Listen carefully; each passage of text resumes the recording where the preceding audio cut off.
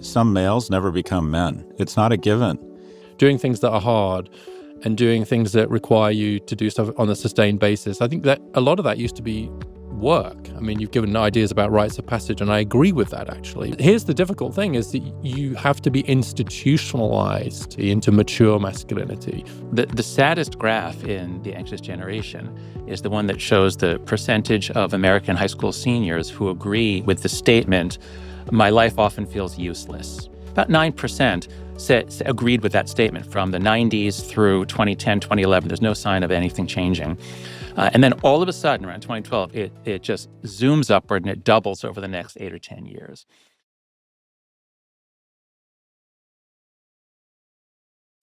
All right, today we have a very special episode. We have our guests, Jonathan Haidt and Richard Reeves. Jonathan is a colleague at NYU's Stern School of Business, but what most people would consider or refer to as a real professor, a PhD, tenured, like not how they refer to me as the Kim Kardashian whore of academia. He's legit. And then we have Richard Reeves, who's the founding president of the American Institute for Boys and Men, and also from Brookings. And let's be clear, the last 10 days, I have essentially been parroting Richard Reeves' work on every media outlet that has a pulse. And I was saying to Jonathan that I really should start sending royalties to Richard. Like, between the two of you, I am whoever it is, like that swoops in and takes all of the credit. But I'm essentially parroting the two of you. I'm just louder, and I just want to acknowledge that up front. Anyways, guys, where does this podcast find you? I'm in my office at NYU, a few floors below where you're supposed to be.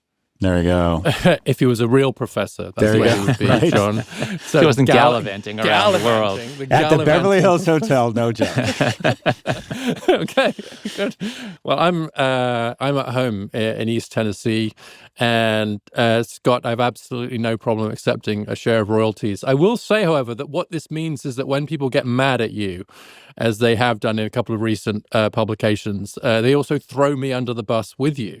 Right, so it's like I'm manacled to you. But I will say that the New Yorker essay, which sort of has a go at the kind of centrist manosphere or whatever, it attacks Scott at some length, this piece. The first 4 words of it are describing Scott as white, bold, and jacked.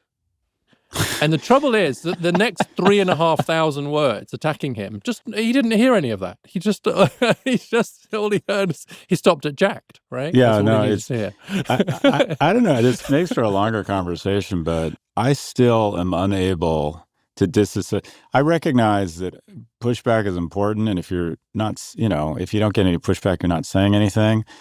But some of these comments, I just want to write back, and I don't engage in the comments. I just want to write, did you read the fucking book? Did you actually did you, I'm sure you guys are used to this. They make a cartoon or total misinformation of what you said so they can weigh in and get their kind of guardians of gotcha or virtue signaling pill.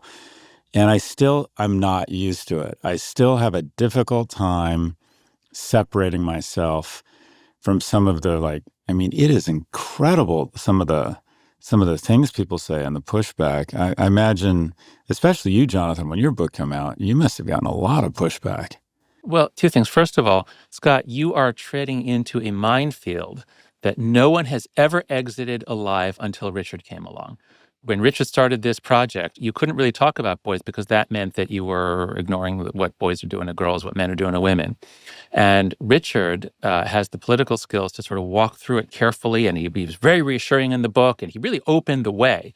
And then people like you come gallivanting and you say all sorts of things like, I want my kids people should drink more scotch. So you're wild and crazy. People love you for it.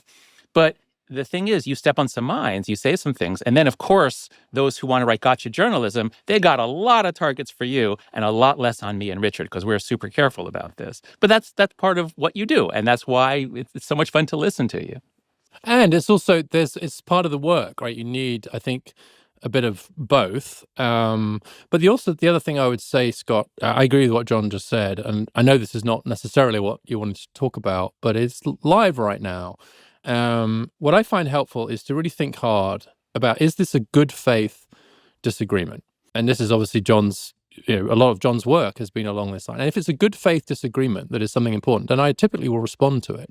If it's clearly just not, like it's bad faith or kind of ill-informed, I just ignore it. So Jessica Gross wrote a piece in the Times criticizing me for my view about needing more male teachers, and she was citing statistics. She was taking me on the substance, and John has had a lot of this, right? And then you get others where it's just clearly just ad hominem. It's not a good faith. They're not trying to advance knowledge in this space by constructively disagreeing with you. And I'd say that's been true of some of what you've had, Scott, as well. It has been more in that combative sort of space. But if someone makes a good point, then I think it's really useful to engage with that. Yeah, I agree. And some of the pushback has been, I've learned from it, and it's thoughtful and is right. And I agree with you. I do learn from some of it, and some of it has been, the stuff that really hurts, it means that there's some veracity or there's some truth in it. That's what I find. When something really punches me in the gut, it's like, oh, they're right. And I didn't think this through. Anyways, right now we're seeing two major shifts. People are having fewer children and they're unhappier. And these trends show up early in the lives of young men, economically, socially, and romantically. And so I'll start with the biggest and the hardest question, and I'll start with you. I'll start with you, Richard. What is your portrait or recipe for a thriving young man in today's world? I would start by saying you want to be skilled, right? You just skilled and self-efficacious, feeling like you've got the skills to go out into the world. That's relational skills, so that's about dating, but also the workplace. A degree of self-efficacy that you are actually guiding yourself through the world. There's this word that I nearly used in my book, but couldn't quite make it work, which is actually from Welsh. I've just been talking to my mother, who's Welsh, so she's probably top of mind now, which is hwyl. It's Hywl, almost impossible to figure out how you say it, hwyl. And it means wind in your sails. It means you feel like you're under your own propulsion. The literal translation is wind in your sails. And I think that sort of sense of moving into the world purposefully with that sense of the wind at your back, with agency, with skill, and with a degree of kind of confidence in your direction. That's really what that's about. And that takes, I know we're going to get into some of this, that takes education, that takes self-control, that takes being able to steer away from some of the dangers of the internet that John's just written about. But if I was to say anything, it really would come down to that sense of conducting yourself into and through the world with a degree of skill and confidence. Jonathan? What does it take for a boy to turn into a man? And the last time we had this three-way conversation, I think I went through initiation rites. But very briefly, human societies forever have dealt with the issue of how do you turn a girl into a woman, a boy into a man. They have a procedure, they have initiation rites. But the thing is that girls, it'll sort of happen automatically in the sense that they begin to menstruate, and that's always taken as the marker of adulthood. And then there are all sorts of things that happen. But it's sort of like gonna happen. Whereas with boys, it's much more likely they have to prove themselves. They have to do something. They have to have the foreskin of their penis cut off while they do not flinch. If you flinch, you're shamed forever. So boys have to sort of go through more trials and tribulations, especially in warrior cultures or honor cultures. So it's a harder transition. They need more help. And I also want to bring in a finding from psychology, which is that on most things that you can measure, boys are more variable than girls. So on also, they're more represented at the high end, at the low end. And the point here is that in most societies, the difference between the successful 10% and the least successful 10% is gigantic for males. It's a much more fraught. There's many more ways for them to go awry. They need to develop skills, as Richard said, but what I'm thinking about here is all the ways that the path to develop skills requires doing hard things over and over. It requires developing long-term dopamine. That is, you know how to pursue a project over days, over weeks. Eventually, you build something, you build a tree house, or you get a girlfriend over a long time. And at every step of the process, the technology is there to say, don't do it. Just do this. It's more, get your dopamine real quick. Don't do it. Don't do hard things. So I think for boys, even more than for girls, we have to look at the necessity of hard challenges that can involve even physical pain or hardship. When boys don't have that, when they have easy electronic pleasures all along, they simply don't make the jump to manhood. And that already is a reason why we're seeing marriage and sex decline. And it's going to get a lot worse as Gen Z becomes the main generation that is marrying. I've been using Richard's definition of manhood, and I love the notion that some people born as males grow old and never become men. And I just love the term that Richard coined, surplus value, or I think he said approaching relationships from a generative standpoint. And I've actually incorporated that into my fathering. I've said to my boys, you realize your negative value, right? You go to school, all of this infrastructure, all of these smart, talented people, all adding value to you, and you add almost no value back. In the home, quite frankly, and I've said this, guys, we love you, we get a lot from you, you're getting more from us. When you use the roads and the tube, and if you called 911, someone would pick up the phone, you are getting more from the government. There are brave men and women defending the shores, a lot of skill that you are not adding any tax revenue to. You are negative value right now. And one of the reasons we are trying to give you the right skills and right character is that someday, when you become a man, is when you add surplus value. You generate more jobs and income than you're absorbing. You provide more love, more care than you have received. You're planting trees the shade of which you'll never sit under. You absorb more complaints than you give. You notice people's lives. And don't make the mistake I made of falling into this sort of capitalist trope of every relationship I have to be on the plus side of. That's trying to avoid manhood.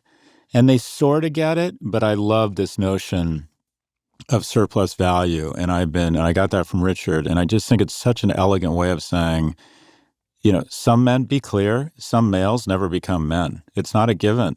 I want to just add something on that because you've said, maybe mine's a slightly softer version of it, but I call my kids cost center number 1, cost center number 2, and cost center number 3, and cost center number 3 has just come off the books. I'm delighted to say this is a big moment, and I'm saying, and at some point you will flip into profit center number 1, profit center number 2, and profit center number. And I expect the flow to come back. The reverse. I also just thinking about this point about John's doing things that are hard and doing things that require you to do stuff on a sustained basis. I think that a lot of that used to be work. I mean, you've given ideas about rites of passage, and I agree with that, actually. But I see one of our sons was really struggling to actually even go to high school, let's be honest. He is now a teacher, I'm delighted to say, but just really struggling in education. And my wife is incredibly worried about him. And I said, he gets up at 7 a.m. This is in the vacation, 7 a.m. every day, and does his landscaping job.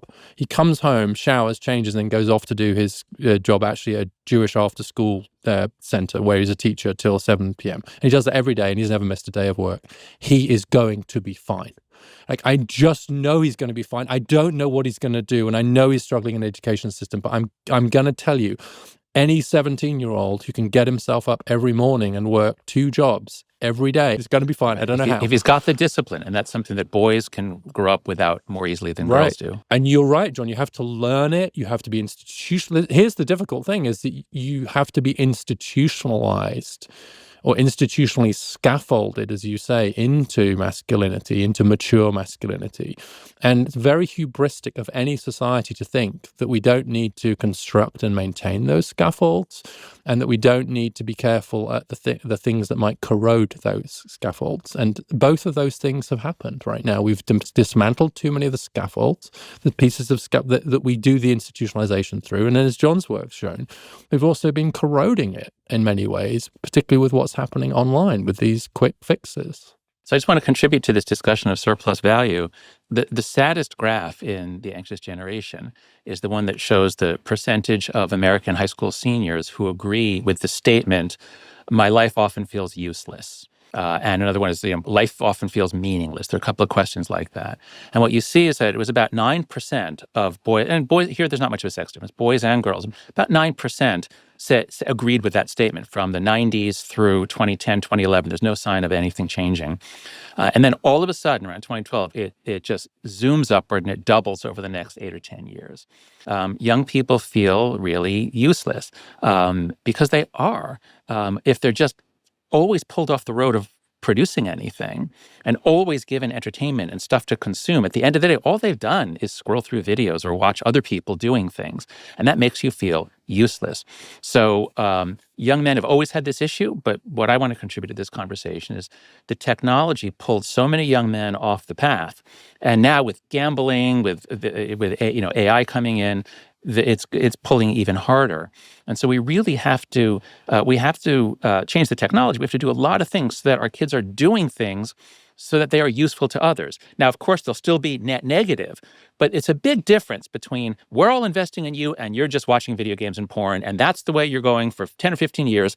And at that point, you're in your 20s and you really are useless. Your life really is useless. And that is a tragedy that we've set the world up to lure kids, but especially boys and men, into that.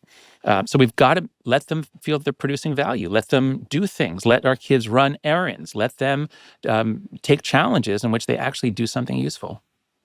You said something, Jonathan, that I've been talking a lot about, and that is we talk a lot about the means, the economy, education, how you build up to something. And I sometimes think we need to be reminded that the ends is a meaning of purpose, a meaning of contentment, and that comes from almost everyone, I think, would agree if they really think about what is the value in my life. It comes down to relationships. And those relationships, the really important relationships, all have one thing in common, and that is they were hard. They were hard to establish. They're hard to maintain. It's not easy to stay married.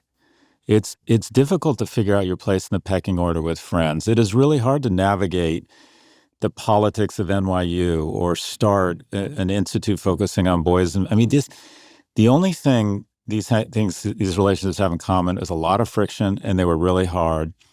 And these online synthetic relationships all have one thing in common, and that is they attempt to make them as easy and as frictionless as possible, and they end up being empty calories. And I worry that these young men wake up at 30, 40 or older, and they never really have a sense of victory. They never worked to find a mate and endured the rejection and the kindness and the perseverance and found someone to love, that they never get to that. They never found an organization where they could deploy their skills, their certification, their hard work, and navigate it to making I just worry we're going to raise a generation of men that never really get to bask in victory.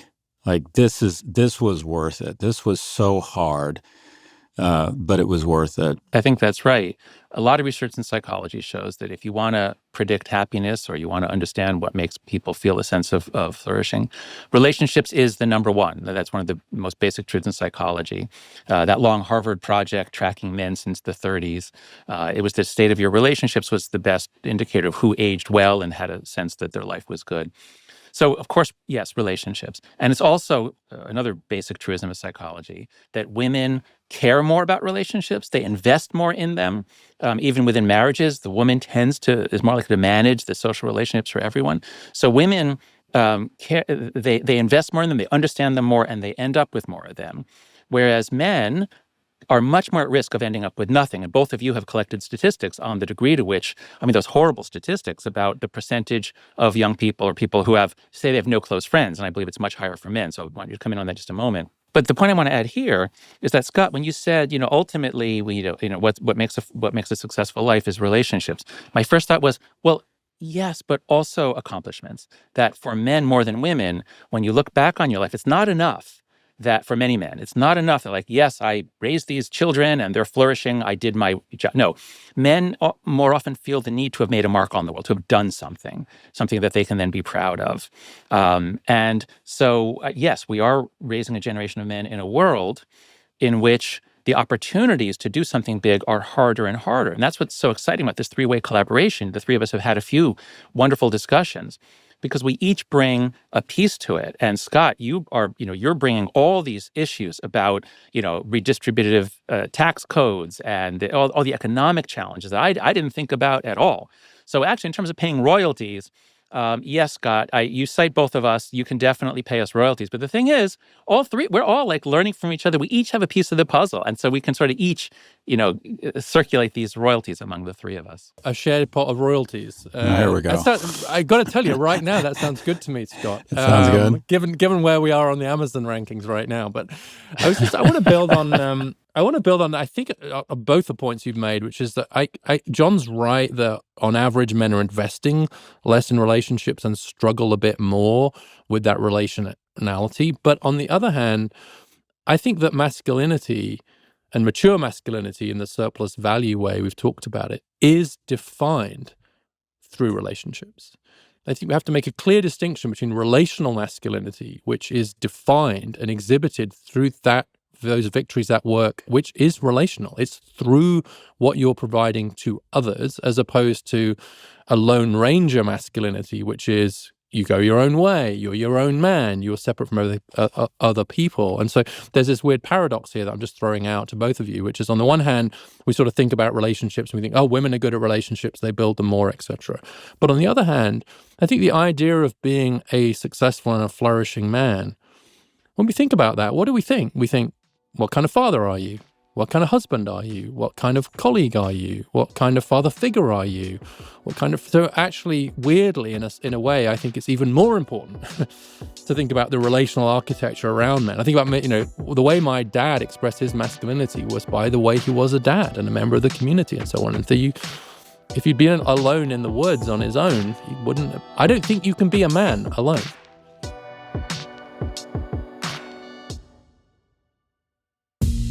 Support for the show comes from Adobe Express. With social media, email, and a growing variety of online ads, there are more touch points than ever between your business and its customers. Adobe Express is here to make sure your smallest touch point is as polished, impactful, and on brand as the biggest. The brand kits in Express make following design rules a breeze. Templates for flyers, banners, emails, social posts, and more have all the professional quality Adobe is known for. And generative AI that's safe for business gives everyone the ability to make images, rewrite texts, and produce effects using simple text prompts. You can create campaigns, resize ads with a click, and even translate content automatically. Work that used to take weeks now takes minutes or even seconds. Adobe Express also makes collaboration, approval, and sharing easier so any team can become a well-oiled content machine. And if you're leading your team, you can monitor it all from your admin console. That means you have one centralized place where you can ensure that every asset is right and that everyone is synced. Go from fragmented to business-friendly. Switch to the quick and easy app to create on-brand content, Adobe Express. Learn more at adobe.com/express/business. True story, I've actually used Adobe Express, and I was genuinely impressed with how easy it is to create professional content that you can immediately push out.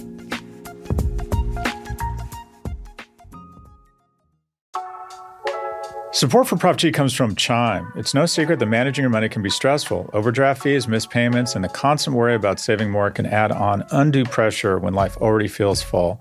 Chime says it can help ease that stress by giving you simple tools to take control of your finances one step at a time. With Chime, your money moves faster for you. You can open a checking account with no monthly or maintenance fees, set up direct deposit, and even get paid up to 2 days early. Plus, Chime offers fee-free overdraft coverage of up to $200. Chime says it's already spotted members more than $30 billion. And with more than 47,000 fee-free ATMs, that's more than the top 3 national banks combined, they say you'll have your money wherever you go. It's all designed to help you stress less, save more, and make your money work harder for you.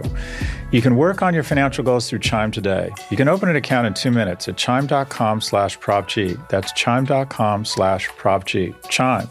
Feels like progress. Chime is a financial technology company, not a bank. Banking services and debit card provided by the Bancorp Bank N.A. or Stride Bank N.A. Members FDIC. Spot and eligibility requirements and overdraft limits apply. Timing depends on submission of payment file. Fees apply at out-of-network ATMs. Bank ranking and number of ATMs according to U.S. News and World Report 2023. Chime checking account required.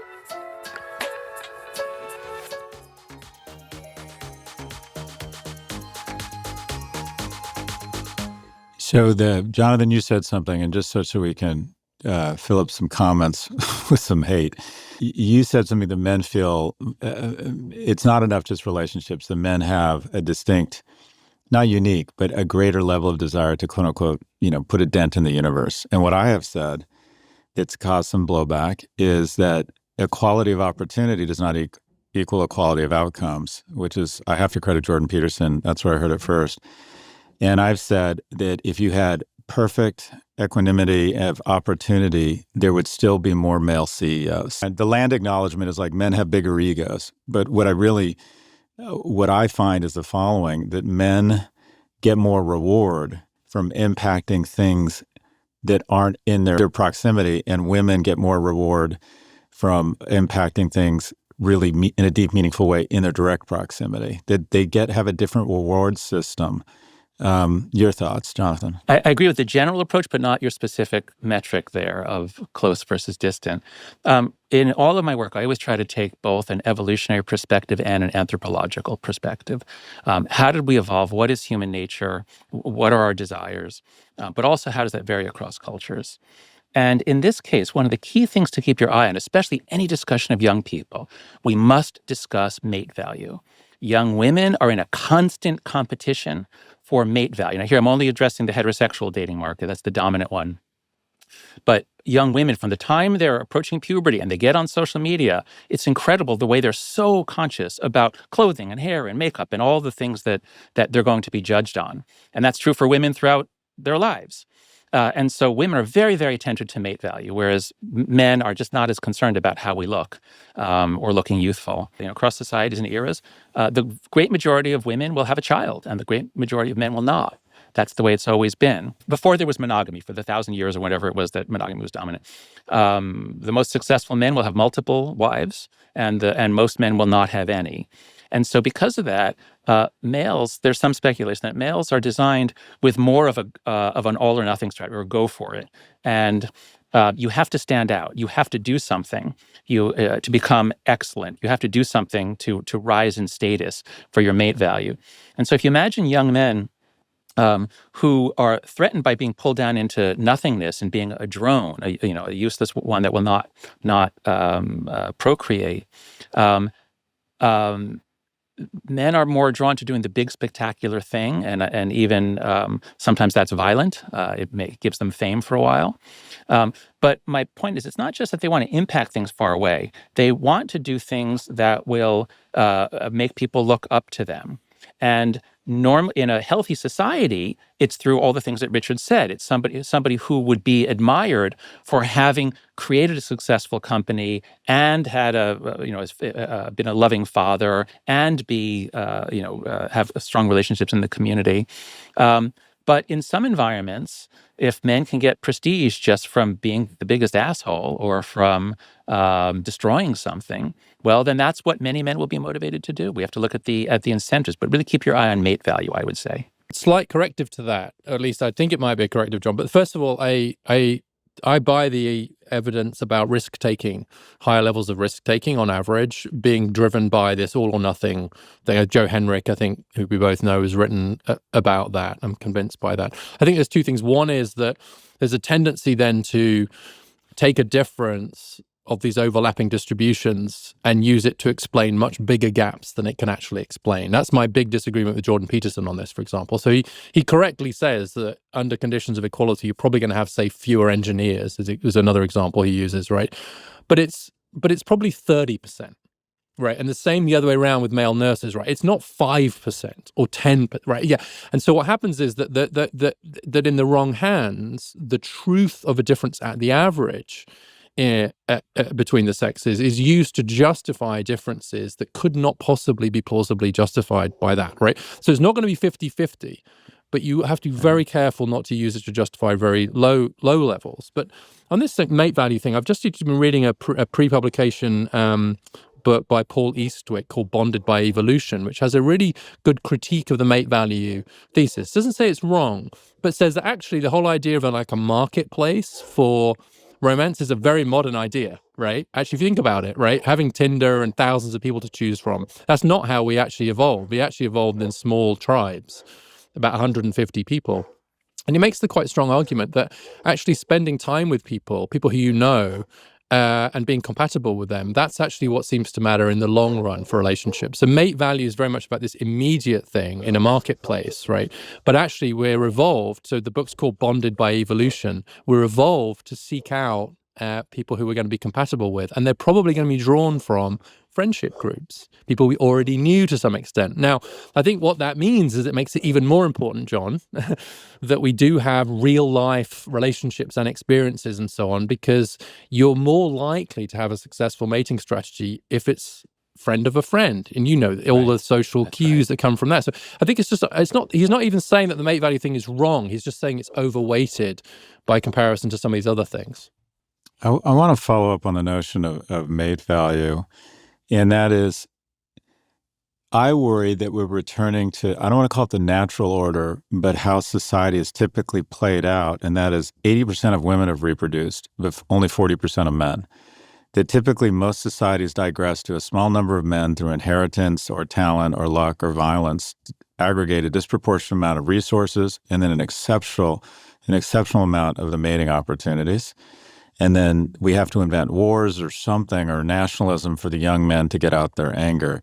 And just along the idea, I want to acknowledge that attempting to make a dent in the universe and impress other people sometimes leads to awful examples of violence, right? My understanding is most political violence, most mass shooters are hoping to score some sort of massive increase in social capital through what they see as a heroic act of violence. So it can be very good, obviously, but also very, very bad. But my question is to both of you, my sense is if we're not careful, if we don't, and let me use the R word, if we don't consistently redistribute capital and opportunity from the most fortunate and the most lucky back to the middle class, we regress to what I'll call the natural order of a small number of men aggregating the vast majority of the mating opportunities. Thoughts, Jonathan? Oh, I think that's great. I think that's absolutely right. There's a book that really influenced me when I was writing The Righteous Mind is by Chris Bohm called Hierarchy in the Forest. And he addresses the mystery of, are human beings innately hierarchical or are we innately egalitarian? I mean, hunter-gatherer groups are always egalitarian, so that must be our nature, right?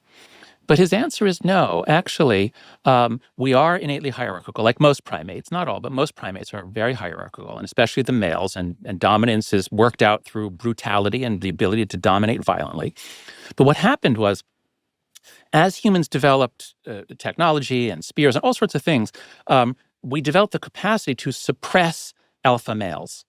And at a certain point in our evolutionary history, it's now clear we're cooperating and hunting, we're sharing resources, we're dividing labor, we've got a gender division of labor. And those are all egalitarian because what hunter-gatherer groups do is they're very sensitive to any guy acting like he's the alpha.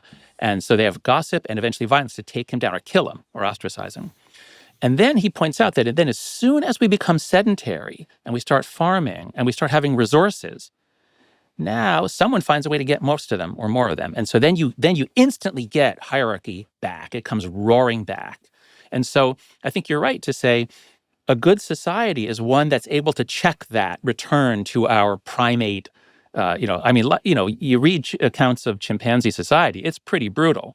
And so, yes, redistribution of not just raw redistribution, but redistribution of opportunity, making sure that you have to have some churn. You have to have things opening up. If young men feel that they have roads forward, then they can be attracted to do that. If they feel they're blocked, as so many do nowadays, then it's like, what the hell? There's nothing I can do. Why not just sit home and, in my goon cave or whatever, the word is. So yes, we especially, for all of our kids, but especially for young men, they're easily discouraged if they don't see a road ahead to success. Yeah, I think that's why economic mobility, which is the issue that John and I first met over, I think even before we met over Mill, the middle class project that we've all been involved in, and what's happening to gender and the economy, they all come together.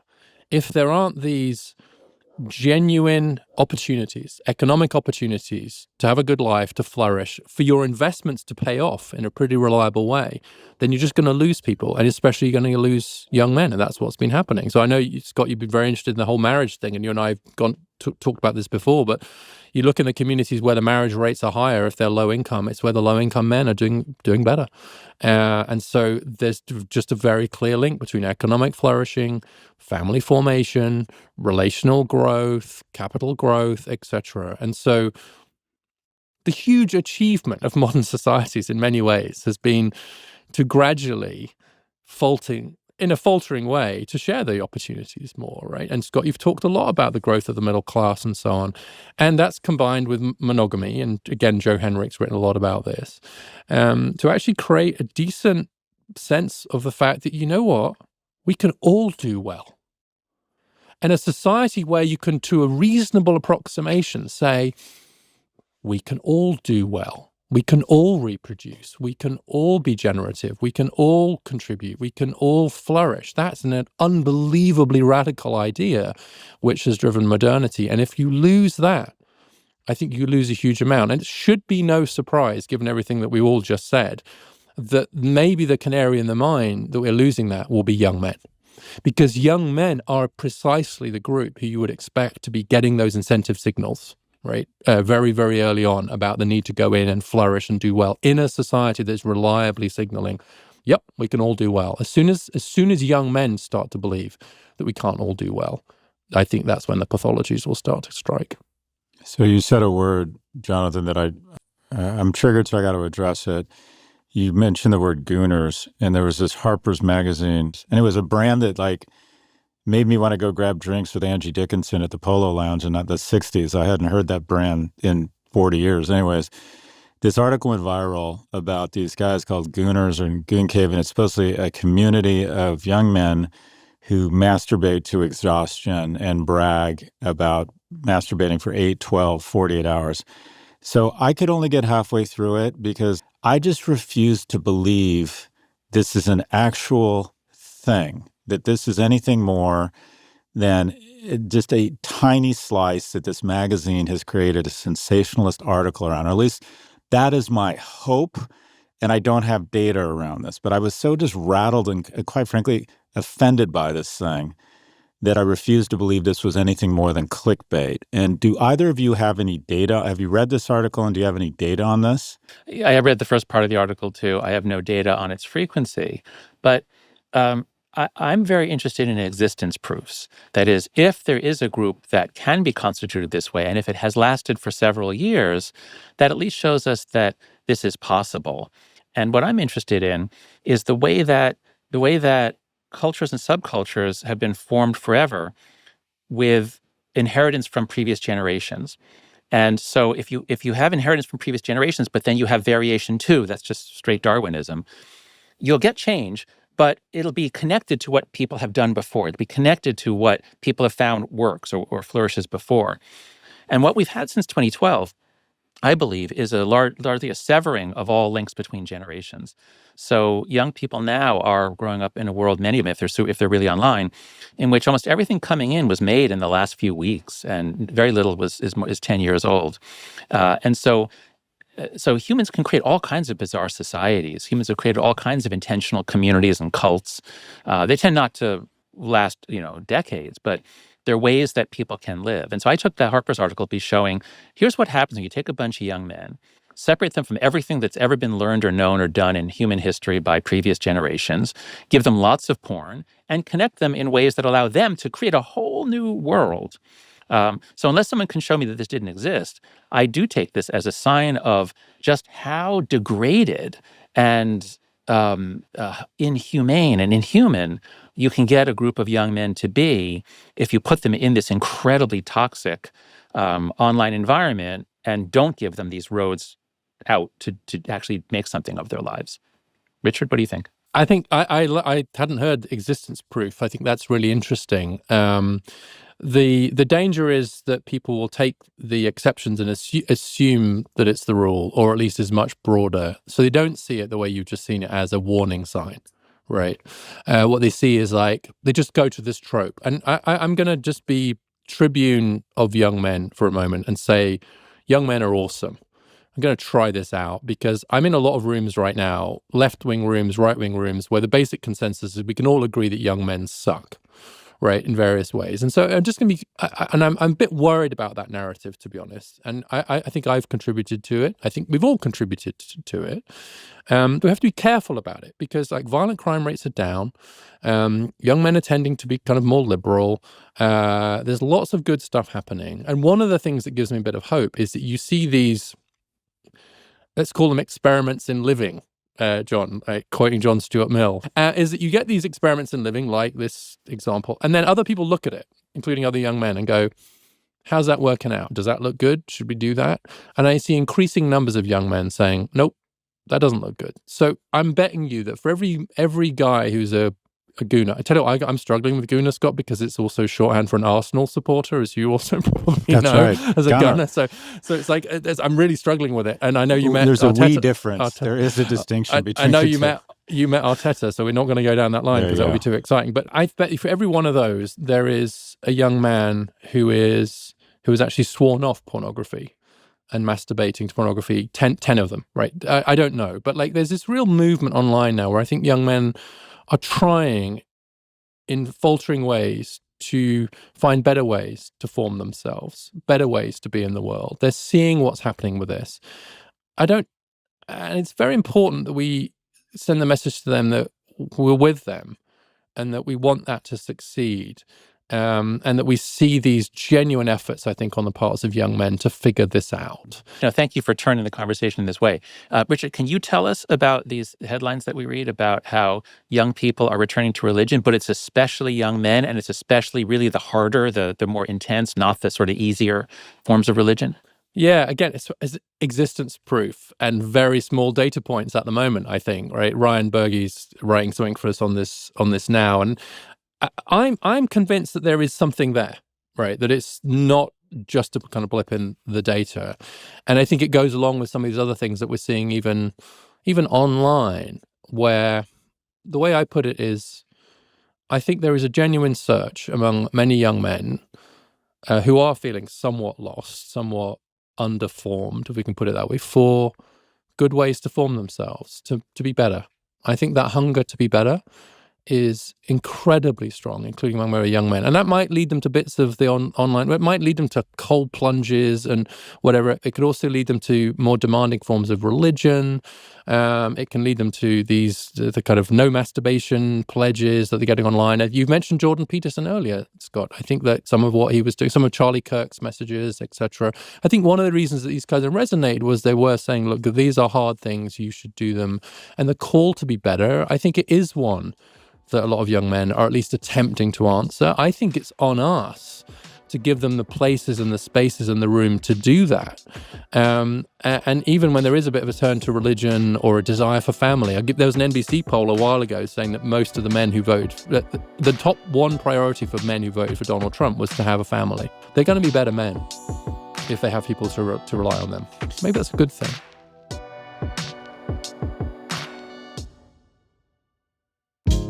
Support for the show comes from LinkedIn. We say this all the time on our show, but it bears repeating. Running a small business isn't just a full-time job. It's about a dozen full-time jobs that you rarely, if ever, get to clock out of, at least until you get to the point where you can start hiring the dream team. And if you've made it that far, you already know there's no time to mess around. That's where LinkedIn Jobs comes in.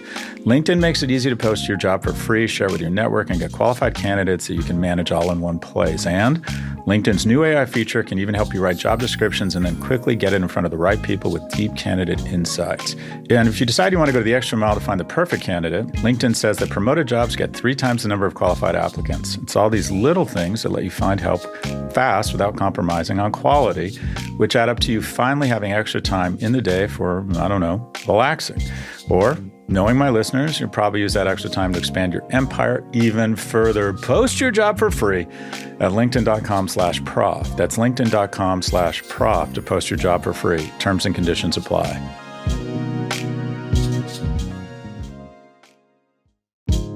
Support for the show comes from Vanguard. The lineup includes over 80 bond funds. To all the financial advisors listening, let's talk about bonds for a minute. Capturing value in fixed income is not easy. Bond markets can be massive, murky, and let's be real, a lot of firms throw a couple flashy funds your way and call it a day. But not Vanguard.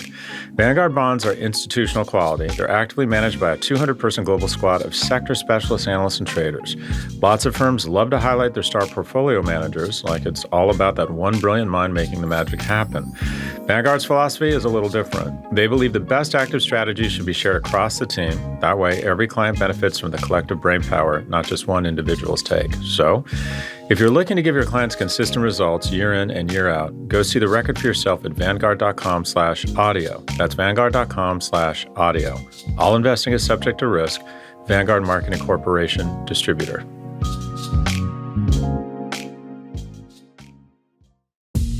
Support for the show comes from Vanta. As a founder, you're moving fast toward product market fit, your next round, or your first big enterprise deal.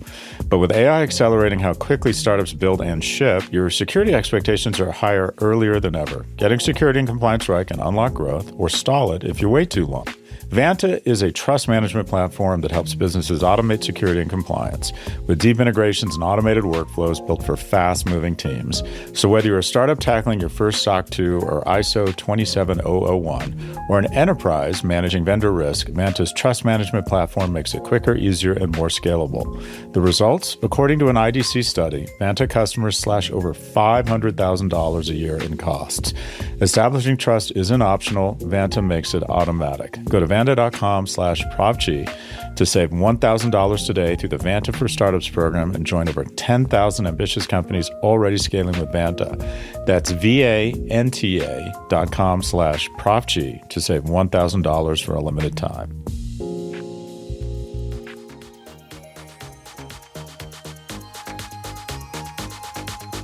Let's move to solutions. Richard, I know you've talked about more men in K through 12.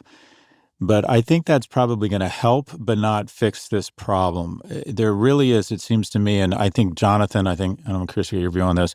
I think we're part of a bit of a rejectionist cartel where we create artificial scarcity, freshman seats, such that we have pricing power to raise our tuition faster than inflation. And the results has been especially hard on young men who aren't doing as well, K through 12, for a variety of reasons. But Richard, if there was one or two policies outside of bringing more men, which I think most people agree with, into K through 12, where there's only 20 or 30%. What are some policy ideas for helping men reestablish some momentum in terms of what is still one of the primary lubricants for upward mobility, and that is secondary education? I think that higher education should be mounting an all-out campaign to arrest the decline in male enrollment. The fact that men are no more likely to enroll straight into college today than in the 60s, and the numbers are falling, is huge. And that gap you just mentioned, in that how many women are on campuses right now? 9 million and 6.5 million men. That's 2.5 million gap, right? Think about that gap. And I was just looking it up. That's the population of New Mexico.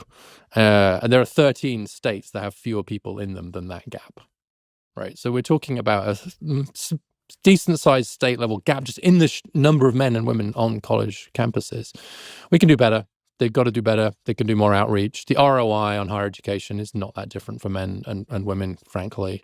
And so I do think that there has to be an all-out effort.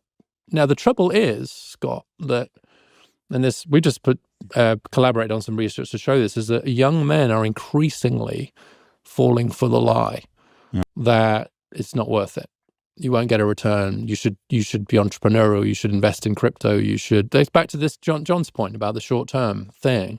This work that we worked with this group on, the young men kept saying, well, I just need to get a passive income as soon as possible. And one of the things I really like about what you say, Scott, is if you want to get wealthy, here's what you have to do. Get as educated as you can, get a job, work hard at it, keep working hard at it, keep saving, save the money. That will then generate, right? Boring, but true. And so I don't know what that looks like from a policy perspective other than countervailing narratives. And the other thing I'll point to, again, it's something you've written a lot about, is it wouldn't matter quite so much. We'll never get back to 50-50 in higher education because of some of these developmental differences. It wouldn't matter as much if the US had something resembling an alternative. Like the underinvestment in apprenticeships, vocational training, trade schools, etc. in the US is bad, period, but it is a catastrophe for men in a period where we're getting fewer of them through higher education. Just being bottom of the OECD table, failing to pass the apprenticeship bill, the continued failure of the US to invest in that. It's just a massive anti-young male policy. So a huge investment in vocational training and apprenticeships is, I think, got to be right at the top of the agenda for young men. Jonathan?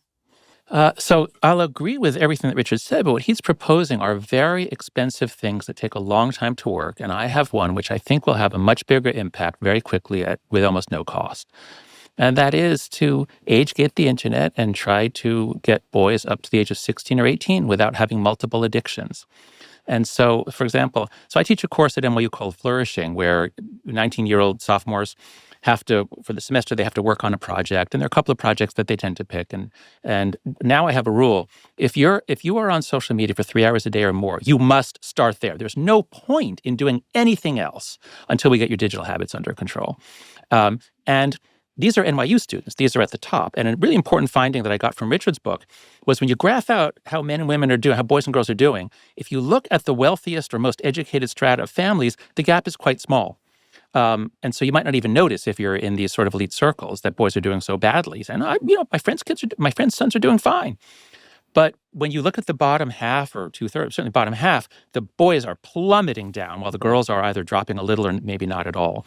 Oh, and also we know that lower SES and also Black and Hispanic kids, they are online much more often, 10 hours a day on their phones, as opposed to 6 or 7 for more upper class or high SES.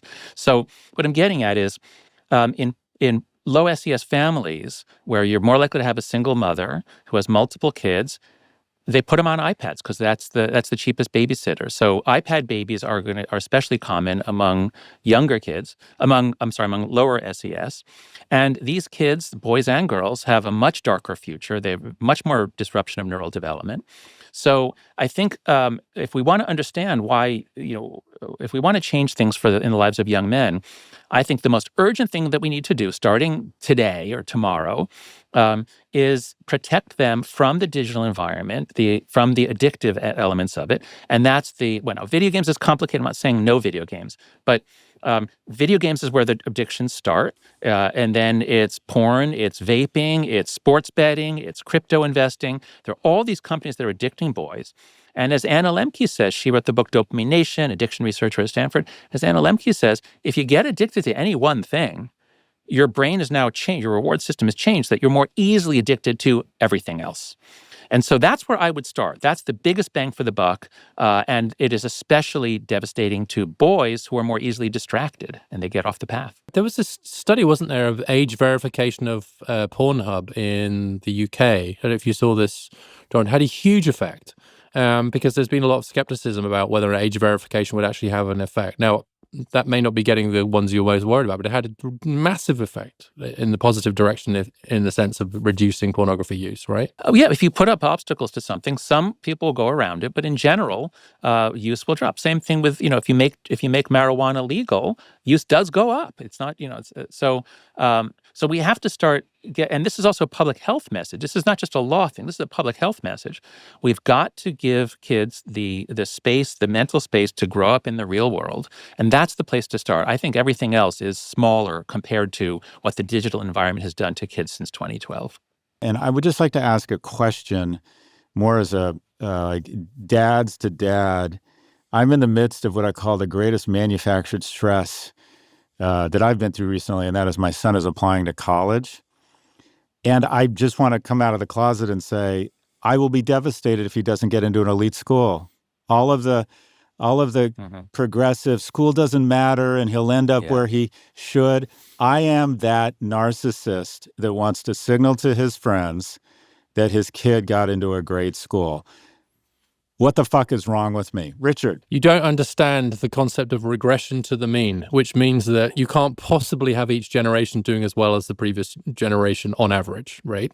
Secondly, you're massively overstating the actual value of those things. And thirdly, you just said it, you're being a narcissist. And that actually what you're doing is you're making the fundamental mistake of seeing your kids' educational outcomes as in some way something that you can take the credit for and that it's your medal, it's your badge. I remember when because none of my kids went to elite colleges and they're all doing great, fantastic. And I'm much less poor as a result. But I remember this guy, one of their friends got into Harvard or something. And I said, oh, congratulations. He said, well, don't congratulate me, congratulate my parents. They did everything. And I'm like, yeah, I don't want that. And it'd be great if your kids do, Scott, but I think that this is a real trap that people got themselves into that as parents, and I think it can ruin kids' lives if their parents are invested so heavily Richard, in just that. FYI, when I ask for tough love, I mostly want love. Oh, I see. that Right, was- John's a Jesus. psychologist. Okay, I'll give That it. Yeah. was rough. That was rough. You asked. Yeah, I'll be. Yeah, Keeping it real. You're right. You are a narcissist. That's my new coffee mug. Jonathan, you have the last word here. sure. So I went through this 2 years ago with my son, and who now goes to USC, and starting it with my daughter, who's now a junior in high school. And the one thing that I learned from going through it with my son was that even if you have the insights that Richard has, we parents are all in a collective action trap. I think that's what he was saying. Like, we all are bragging rights, but the kids are too, especially if they go to an elite high school or a high school where everyone's going to college. Thanks to social media, everybody sees everybody's reaction video to opening the letter, and everybody knows who got in where. And your kid, and especially as we said, boys are very sensitive to status, and their status will affect their mate, all that stuff. So I'd say you're not wrong to worry in that your sons will probably feel shamed given the schools I assume they go to. They'll probably feel shamed if they don't get into a good school and they go to what they consider a safety school. So all of this is to say, we adults are in a collective action trap where there's a limited amount of prestige. Our kids are in a collective action trap. So our whole system is kind of inhumane. Now, the one thing we can say is it's not as bad as South Korea. I mean, South Korea is even worse in funneling people to just 3 schools. Otherwise, you're useless. But it's a systemic problem. And I hope that, if people read Richard's work and realize we have to open up many more paths to success, trade schools, creative endeavors, we have to get it to the point where our top schools aren't rejecting 96% of the applicants. Of course, that's going to make everyone crazy. So it's a systemic problem. I wouldn't blame the parents on this. We have to think of ways to make it better. And I think actually Richard's work points to a lot of the way. I just want to say, just if you're giving me the last word, I just want to say, so the Anxious Generation, we're coming out with a children's version, a version for 8 to 12-year-olds called The Amazing Generation. I'm not the only whore on this call. Thank you, Jonathan. If you have kids, boys or girls, 8 to 12, this book is coming out December 30th, because the thing is, the kids know that this stuff is causing problems. If we can all do this together, we can get out of the trap. Nice. Well, gentlemen, this has been great. Jonathan Haidt is a social psychologist at NYU Stern School of Business and author of The Anxious Generation, probably the best-selling book in the world for the last few years. Richard Reeves is the founding president of the American Institute for Boys and Men, which he started. His vision started it up, and it's now a fairly an important institution doing a lot of great work. I think of us as sort of the 3 tenors. One of you is Pavarotti, the other one's Placido Domingo. I'm definitely Jose Carreras. No one's heard of me. No one is literally. You guys argue over who's Pavarotti and Domingo. I'm the third guy that nobody knows. But, with the biggest platform. No, I'm the guy bringing out the chairs. Yeah, I don't buy that. Gentlemen, this is to be continued. Thanks very much. It was great as always. Amazing. Thanks, Scott. Thanks, Richard. So fun.